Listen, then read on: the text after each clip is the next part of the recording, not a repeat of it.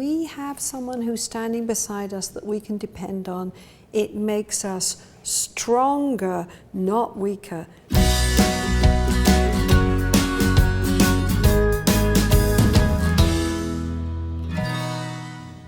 So is it okay for couples to need each other?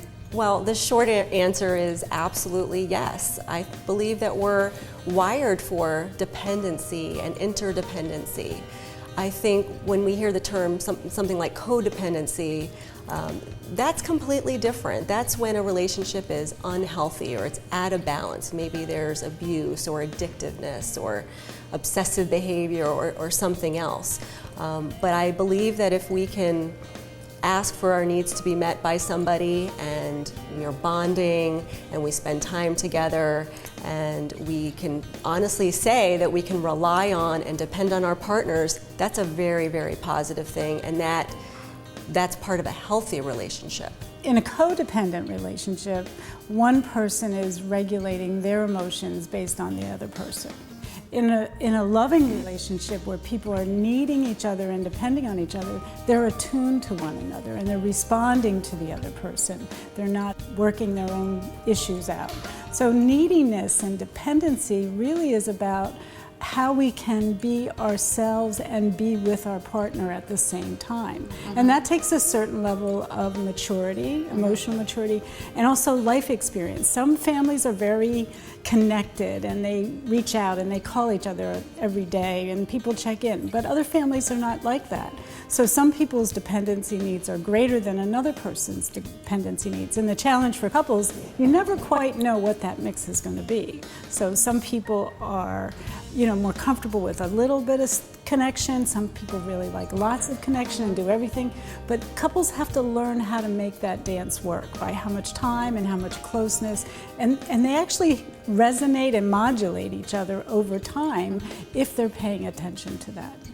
I agree. I mean, I think that there are actually two basic motivations that we bring into a relationship. The first one is to motivate to connect.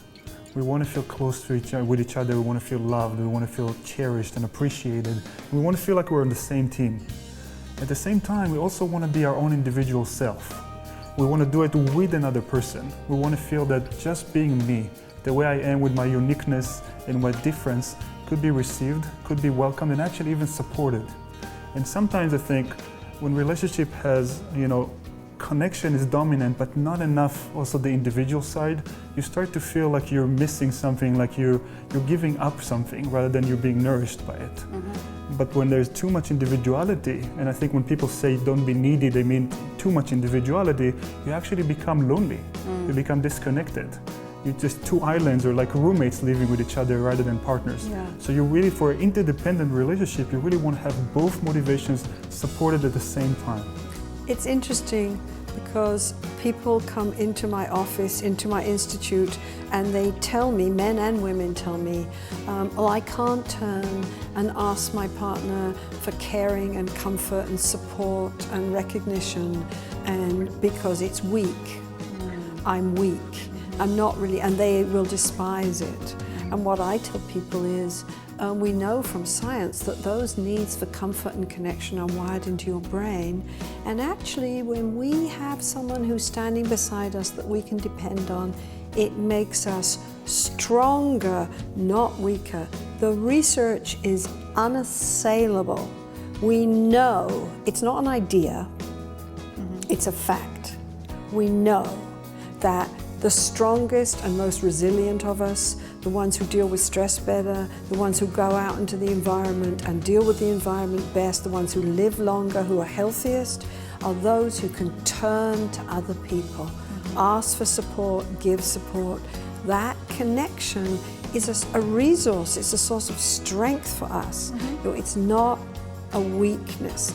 I think what's interesting about this conversation is that I don't know when Barbra Streisand did her song of people who need people, but people make a lot of fun of that, and so it's been 20, 30 years and we're still having this debate of is it okay to be needy or to need another person? Why is it such an issue still to say, I need you? Because it's scary. Okay. It's scary, and somehow we want to feel in control and feel like nothing can hurt me and I'm fine and nothing can throw me off balance, and you know, we don't want to be vulnerable.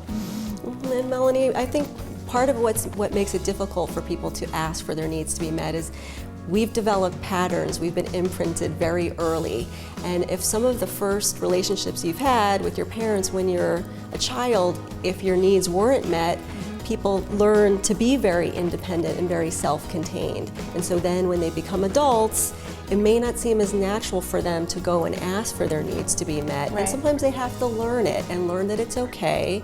And in some of the therapy that we do with our couples, we're just teaching that.